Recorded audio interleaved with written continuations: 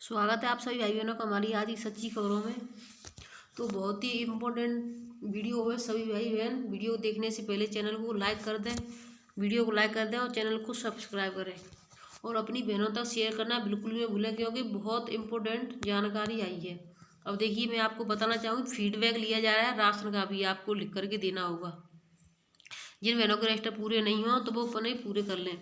कार्यालय जिला कार्यक्रम अधिकारी लखीमपुर खीरी 29 नवंबर का निकला हुआ आदेश है। समस्त बाल विकास परियोजना अधिकारी प्रभारी लखीमपुर खीरी अनुपूरक पोस्टार वितरण संबंधी प्रमाण पत्र उपलब्ध कराने के संबंध में, यानी जो प्रमाण पत्र मिलेंगे किसी के अनुपूरक पोस्टार वितरण के, और कैसे क्या होगा देखें। उपरोक्त विषयक निदेशक महोदया बाल विकास पुरस्कार उत्तर प्रदेश लखनऊ द्वारा आज दिनांक 29/11/22 को जूम ऐप की माध्यम से आयोजित बैठक में निर्देशित किया गया कि जनपद में वित्तीय वर्ष 2022-23 माह अप्रैल मई जून जुलाई और अगस्त, अब इसके नाम नोट कर लें आप, यानी अप्रैल मई जून जुलाई अगस्त 4-5 महीने तक के लगातार अनुपूरक पुरस्कार वितरण का प्रमाण पत्र के साथ केंद्रवार वितरण तत्काल उपलब्ध कराने हेतु निर्देशित किया गया है।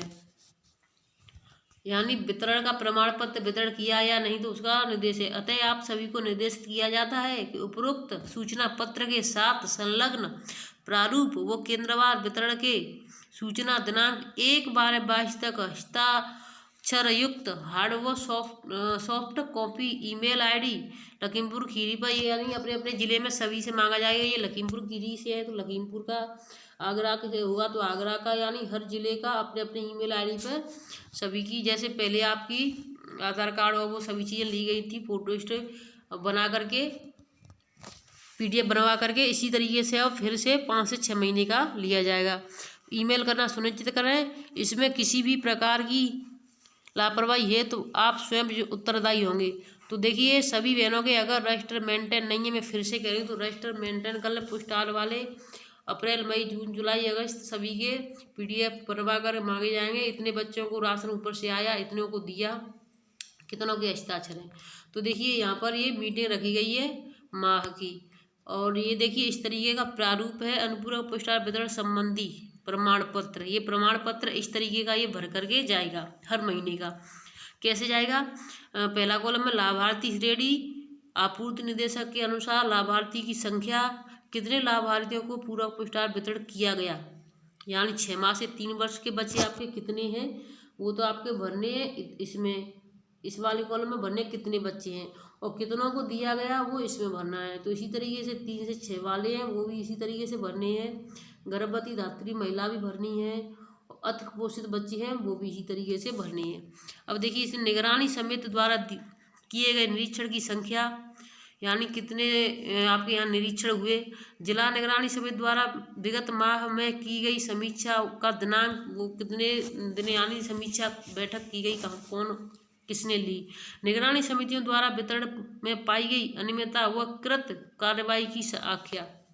इस तरीके से सभी ये प्रमाण पत्र आपको हर महीने का भर करके देना है। अब देखिए, अगली खबर है। इसमें वीडियो बीच में स्किप ना करें बिल्कुल भी, और बीच में छोड़ करके भी ना जाएं। बाल विकास परियोजना कार्यालय का जाना हाल, ये चीला यानी मिर्जापुर का है। बाल विकास परियोजना कार्यालय का औचक निरीक्षण जिला कार्यक्रम अधिकारी बाड़ी वर्मा द्वारा किया गया।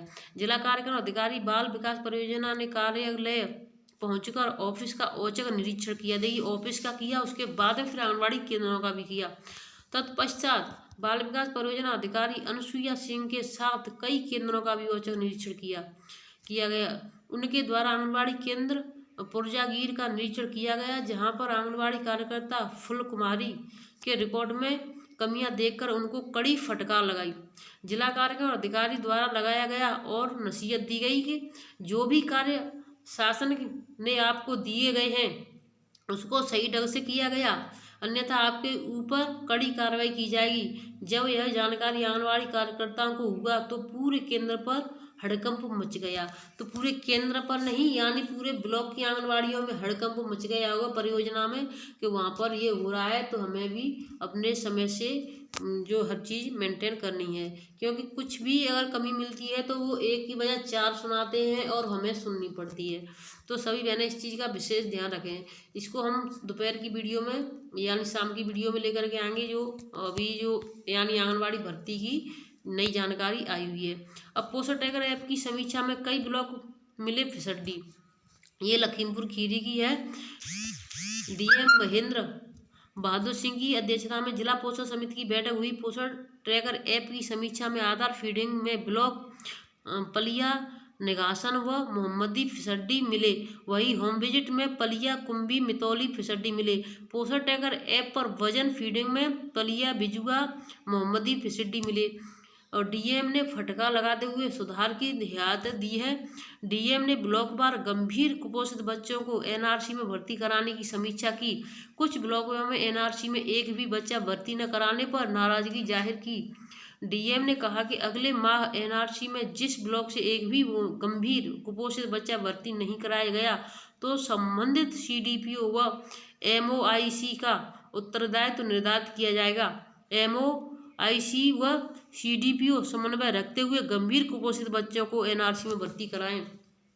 तो देखिए इस तरीके से अब एनआरसी में भर्ती कराने हैं जो अति कुपोषित बच्चे हैं, तो जिनके पास हैं वो बहनें अपना भर्ती कराएं और बच्चे को सुपोषित बनाएं। अब देखिए अब राजकर्मी नहीं छिपा सकेंगे अपने राज, यानी जो राजकर्मी हैं वो अपने राज नहीं छिपा सकेंगे। EIMS पर अफसरों और कर्मचारियों का ऑनलाइन रहेगा पूरा ब्यौरा। अब देखिए हर चीज़ ऑनलाइन हो गई है तो कोई भी गलती करने पर तुरंत पकड़ा जाएगा।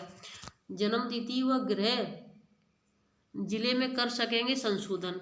नई व्यवस्था में कार्मिकों को जन्म तिथि व गृह जिले के संशोधन की सुविधा मिलेगी। इसके लिए प्रार्थना पत्र के साथ प्रमाणित अभिलेखों की प्रति मुख्यालय की स्थापना राजपत्र अनुभाग में जमा करनी होगी। पहले यह मैनुअल होता था। ऑनलाइन व्यवस्था में जन्म तिथि और गृह जिले के बार बार संशोधन नहीं हो सकेगा। तो देखिए जो जन्म तिथि है उसमें बार बार संशोधन बिल्कुल भी नहीं होगा।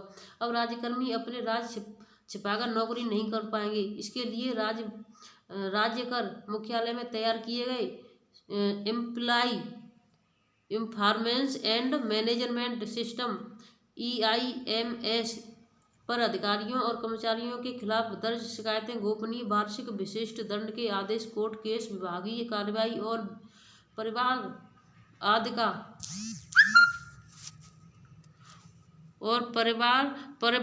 आदि का पूरा ब्यौरा ऑनलाइन उपलब्ध रहेगा। अन्य सिस्टम पर काम शुरू हो गया है।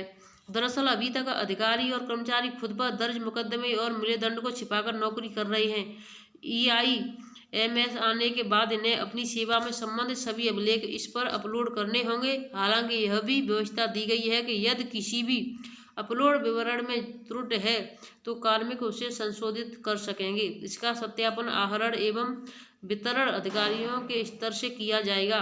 यहीं पर उसे अभिलेख संशोधन से संबंधित प्रमाण पत्र की प्रति भी जमा करनी होगी ताकि इसका सत्यापन किया जा सके। तो देखिए अब तक जो जिन्होंने किया वो चलता रहा, लेकिन अब कोई ऐसा नहीं है कि कहीं भी कोई भी गलती छुपा सके। तुरंत ऑनलाइन है, आप पकड़े जाएंगे, चाहे आंगनबाड़ी बहनें हों चाहे कोई भी अधिकारी हो, तो जो भी है वो सत्य के हिसाब से रहेगा। ऑनलाइन चीज़ एक ऐसी चीज़ है जिसमें कभी कोई झूठा काम नहीं कर सकता है। अब देखिए मैं आपको मेन चीज़ है उनको और बताना चाहूँगी, उसके बाद में जो बची हुई चीज़ें हैं उनको बताऊँगी, क्योंकि बहुत ज़्यादा खबरें आ चुकी हैं आंगनबाड़ी बहनों के लिए और वीडियो थोड़ा लंबा ज़्यादा भी हो जाएगा। अब देखिए आंगनबाड़ी कर्मचारियों ने किया धरना प्रदर्शन। ये सीतापुर की खबर है। उत्तर प्रदेश राज्य आंगनबाड़ी कर्मचारी संघ के बैनर तले मंगलवार को आंगनबाड़ी कार्यकर्ताओं ने अपनी समस्याओं के निराकरण की मांग को लेकर प्रदर्शन किया।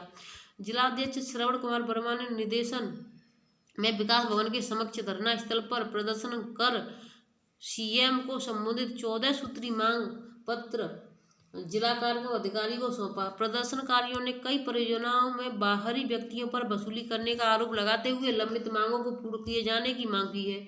जिला अध्यक्ष श्रवण कुमार वर्मा ने बताया कि आंगनबाड़ी कार्यकर्ताओं के रिक्त पदों पर वरिष्ठ सहायिकाओं की पदोन्नति करने, सीधी भर्ती करने, मुख्य सेविकाओं के रिक्त पदों पर वरिष्ठ आंगनबाड़ी कार्यकर्ताओं की पदोन्नति आदि मांगे रखी गई हैं।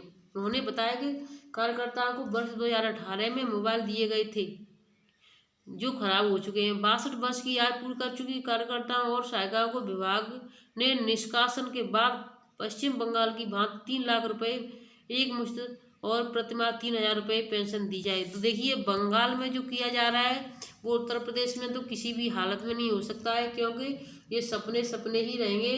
कभी तो हमारे जो अधिकारी हैं, जिलाध्यक्ष हैं, वो 14 सूत्री मांग रखते हैं। सभी अलग अलग जिलाध्यक्ष हैं, सबकी अलग अलग राय है, एक राय नहीं है। कोई 14 सूत्री मांग रखता है तो कोई 11 रखता है, कोई 24 रखता है। तो पहले तो इनमें मंथन होना चाहिए, सब में एक साथ मिलकर के हाँ हम इतनी रखेंगे, चाहे 14 हों, 11 हों या 25 हों, एक जैसी होनी चाहिए। सबकी अलग अलग मांगे हैं, कोई कुछ कहता है तो कोई कुछ कहता है। सिर्फ एक ही मांग रखो सभी भाई बहन, हमें राज्य कर्मचारी का दर्जा दें और नहीं तो फिर हमारी मानदेय बढ़ाएं। तो इन्हीं चीज़ों में कुछ आपका हो सकता है। फर्जी रसोईया भर्ती में 7 कर्मचारी बर्खास्त किए गए हैं। देखिए जो रसोईया हैं उनमें भी फर्जी भर्ती कर ली। जांच में करीब 35 लाख के गबन का खुलासा। जांच रिपोर्ट पर डीएम ने की सख्त कार्रवाई। ये फर्जी रसोईया भर्ती पर सरकारी धन गबन करने वाले अफसर व कर्मचारियों को बुधवार को बर्खास्त कर दिया गया। डीएम ने इस मामले में एफआईआर दर्ज कराने का निर्देश दिया है। प्रकरण में 6 खंड शिक्षा अधिकारियों के खिलाफ कार्रवाई के लिए शासन को नोटिस भेजी गई है। जिले के कई ब्लॉकों में रसोईया की तैनाती न होने के बाद भी सुनियोजित तरीके से मानदेय निकाला जा रहा था। जिला समन्वय के डीसी, एमडीएम और कंप्यूटर ऑपरेटर साठगांठ कर करीबियों को तैनात कर मानदेय निकाल रहे थे। फतेहपुर के लोगों को तैनाती दिखाई गई थी, जबकि उनको मानदेय नहीं मिल रहा था।